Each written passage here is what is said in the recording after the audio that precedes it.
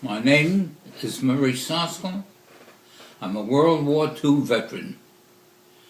I received 2 Silver Stars, Bronze Star, President Unit Citation, French Fourragère, and French Medal of Valor, plus 5 Battle Stars.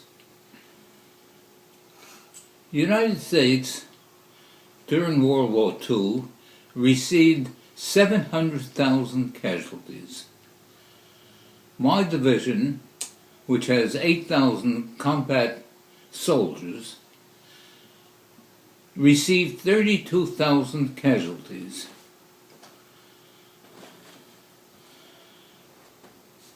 I joined the Third Division as they landed on the beaches of southern France. I walked through France, through Germany, into Austria. I covered about 600 miles. I will tell you about my first day in combat.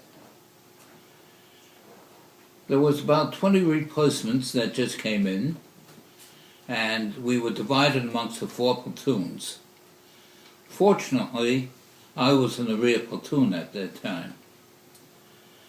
As we started falling, we had gone about 500 yards when the first platoon stepped into a minefield. There were shoe mines and what they call bouncing betties. These mines, when stepped on, would jump about 2 feet and disperse steel balls. This was to wound the person and not to kill him. They figured there's more effort, more trouble taking care of a wounded person than it does of a dead person. Well, it was dark at night, and all we heard was the screams and yelling and crying of the men wounded in the minefield. But we could do nothing, and the rest of the company, we skirted the minefields and continued on. It was very dark, and we had to follow the man in front of us. As I jumped into a hole, there was a soldier lying there, and thinking that he was goofing off, I pushed him. I said, "Move." He turned over, and he was dead. Well, I took off, and I started running, knowing no directions. Just I kept running forward, and all of a sudden I found myself at the head of the company. Here, when I joined the infantry, I said, "Well, there's 180 men in the company. I would be the 179th." And here I found myself at the head of the company. It seemed everyone was shooting at me, and the bombs seemed to be coming very close. So all I could do was I lied down and prayed. Finally, the vision came up, and we moved forward. Well, that was my first day. I will tell you about my first 3 bad encounters. The first one, as we were approaching the Siegfried line, we got a complete company of 180 men. Well, they had machine guns, they had mortars, they had minefields. By the time we got through the Siegfried line, we had 48 men left. 2 weeks later, once again, we got all these replacements, and we were to go across the Rhine River on both sides of the Autobahn. Our engineers had put down 16 boats right on the bank, and we ran down, shoved the boats in the water, and started across. Well, the Germans had us pretty much zeroed in, and they dropped mortars in the boats, and by the time we got to the other side, We had 6 boats left with 43 men. One of my men was carrying a dynamite satchel. He was wounded, so I took the dynamite satchel from him. And there was a bunker that kept us down. They had machine gunned the whole section down, and we could not move for about 3 hours. Finally, it started getting dark, and I called for smoke. There was a gully that ran almost through the bunker, so I crawled up the gully, and I got very close to the bunker, and I threw the dynamite satchel in and knocked everything out on the top floor. But they had 3 stories in the bunker. At the bottom story there were 6 women, and one was beautiful. And the boys were pretty hard on him. And he said, well, he would take care of this one woman.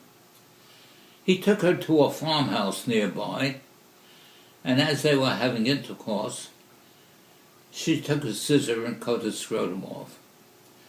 That was the end of both of them. Well, after that, we came to the first city in Germany, which was Ottawa. Here, a whole battalion, about 600 men, attacked the town.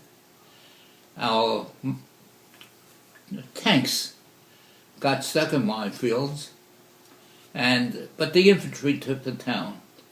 Shortly after, the Germans surrounded the entire town with tanks and kept firing in. I had men at the furthest end of town, and I told them that I would run first, next man count 10, and so on, and we'd have to go from house to house and try to get out of town. Well, the man in back of me got nervous and ran ahead of me. As he got between 2 houses, an 88 hit him, and he disappeared. Well, I took off, and I flew like a bird. And I ran between 2 tanks, and somehow a bullet hit my helmet and knocked it off. But I continued running. And near the end of town, I came across a machine gun nest. There must have been a lieutenant and 5 men, and a lieutenant was just about to pull his Luger, and I was a little faster. The other 5 put their hands out and surrendered. I had them running ahead of me, and we finally got to battalion headquarters, where I turned them in. There I was told, or I was asked, to try to show the tanks where the minefield was and such. Well, I did that, and because of that, I earned the Silver Star. My second big encounter, or my next move, was in Augsburg. There we came to the railway yards, and there were 6 cattle cars. As we opened the doors of the cattle cars, hundreds of GIs fell out. Most of them were dead. The Germans did not have time to ship them back, so they took machine guns and riddled these cars. Well, you can imagine how the boys felt. After that, we took very few prisoners. Coming down, we soon came to Nuremberg. There we had quite a fight. It was like the suburbs, and then they had a fence or a wall surrounded the entire city. They call it the inner city. We had to scale walls and go through tunnels, and finally we took Nuremberg. After we had taken the city, they pulled my battalion back, what was left of the battalion, and they gave us new clothes after 3 months with ascots. A band joined us, and we marched into Nuremberg at the Hitler Sportplatz. There, a general gave us a pep talk and called out 5 names. Mine was amongst them, and pilled silver stars at us. A few moments later, the colonel came over to me and said he had the authority to make me a commissioned officer. While thinking about it, I had gone through plenty, and I told him I'd want to stay with the company. Well, he grabbed hold of me and called me a coward. I says, "Colonel, they just pulled a silver star on me, and you call me a coward." Well, anyway, because of him, I couldn't get another promotion. I was supposed to be a tech sergeant or first sergeant, but he stopped every promotion I could get. From Nuremberg, we pushed ahead, and we had gone about 20 miles when there was a tremendous stench. As we moved forward, we saw what the stench was. There was a concentration camp. As we were approaching the camp, we saw hundreds of people or bodies that were lying on a fence. They were alive, but they were skeletons. When we walked into the concentration camp, there was a wall with 8 bodies hung on the wall. These were used for target practice. Nearby was a house which we thought was a hospital, but it was anything but. As we entered, there were rooms filled with jars of human organs and parts of bodies thrown all over. Well, we got out of there fast, and after throwing up, we moved on. We came to the crematoriums, where the furnace was still on fire and the blood was running in the gutters. And they had barrels filled with ashes. As we opened some steel doors, there were trays of human bodies which was being ready to be thrown into the furnace. Going out of there, they had big holes, the size of, each one the size of a room, with hundreds of nude bodies thrown there. Walking around was thousands of, I would call them people, but they were like skeletons. Their eyes were deep in their sockets, and they looked anything but human. And there were plenty of bodies lying all over. They were too weak to get up. One of the inmates shuffled over to me, grabbed my arm, and said, "American?" He didn't know what was happening. I says, "Yes, I'm American, and I'm also Jewish." Well, he started crying, and I started crying. He without tears, and me with tears. Well, as we could do nothing we could not feed them as much as we wanted to, because that would kill them immediately. So we had to wait till the medical corps came in to take care of them. As we were leaving the concentration camp, the boys were so infuriated, so overwhelmed, that they shot at everything that moved. Soldiers, civilians, did not matter.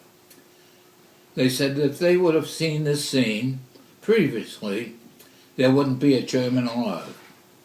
They were so riled up that they had to take us off the front lines until things calmed down a bit. Well, from Nuremberg, we started towards Munich. Fighting was getting a little bit lighter, but there was still plenty of fight. As we approached Munich, there was a school which was the Hitler Youth Group. We had a band playing, and out marched about 200 youths of the age of about 13, 14 years of age, in uniform, in formation, with the guns on their hips firing away at us. Well, it was either being killed or killed. After a while, they started to give up, and they started yelling, "Comrade!" Well, behind them was SS troopers. And as they started to give up, these SS troopers shot him in the back. Well, I had captured one of these SS troopers, and he was wearing a belt with a dagger. And my best Yiddish, I said, "Nimm das herunter," which sounded very German. He said, "No." With my carbine, I knocked him down, and as he started to get up, I said, "Take it off." Once again, he said, "No," and down he went again. This time he came up, and he took his dagger and sliced me across my stomach. Well, I have a dagger, and I'm here, and I know where he is. Well, we took the city of Munich, and there was very little fighting, but there were still pockets of resistance. As we left Munich, our next stop was Berchtesgadens. Berchtesgadens, which was the Hitler's retreat, was at one time a very pretty place. But when we saw it, the Air Force did such a tremendous job, we had very little fighting. In fact, very little. Well, if anyone would see the movie on TV, Bands of Brother, they saw the paratroopers fighting for Berchtesgadens. We had very little fighting, and after they came after us, they had none at all. But according to the movie, they had tremendous fighting. One of my buddies wrote to the producers, and he said, well, he apologized. He says, yes, the Third Division took Berchtesgadens, but it was too late to do anything about it. Oh. At any rate, after Berchtesgadens, we were now in Austria. As we were approaching Salzburg, the Russians were pushing towards Vienna. The Austrian women were so afraid of the Russians because of what the Germans did to the Russian women that about 30,000 left Vienna and came into Salzburg. When we got into Salzburg, we were getting prisoners by the thousands.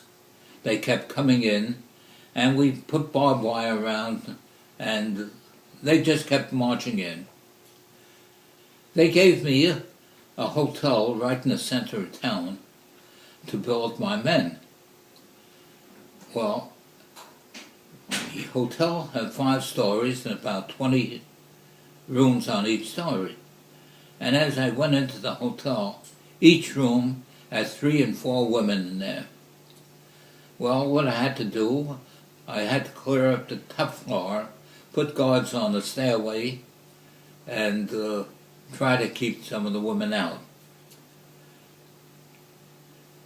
At any rate, after that, about the 6th of May, we thought we were free.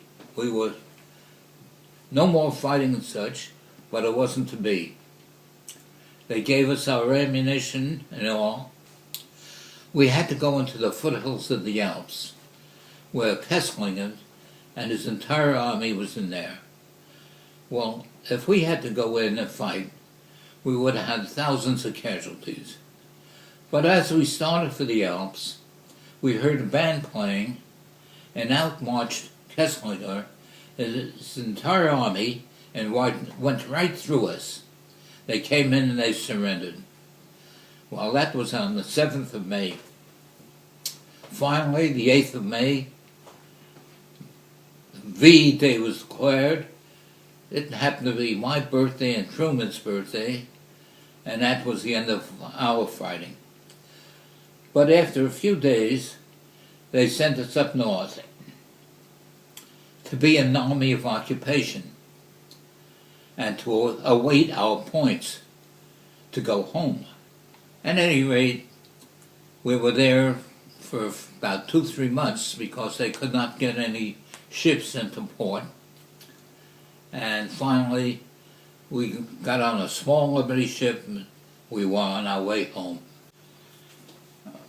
At this point, I'd like to read a little excerpt from my book.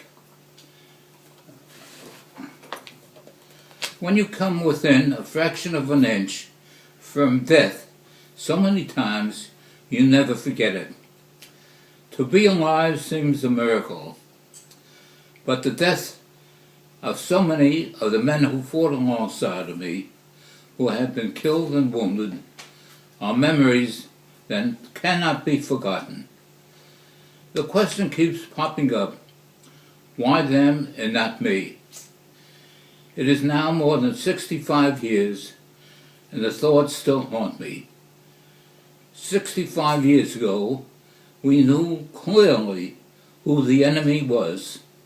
We had one common purpose: utterly destroy those who would threaten our way of life. Have we learned a lesson?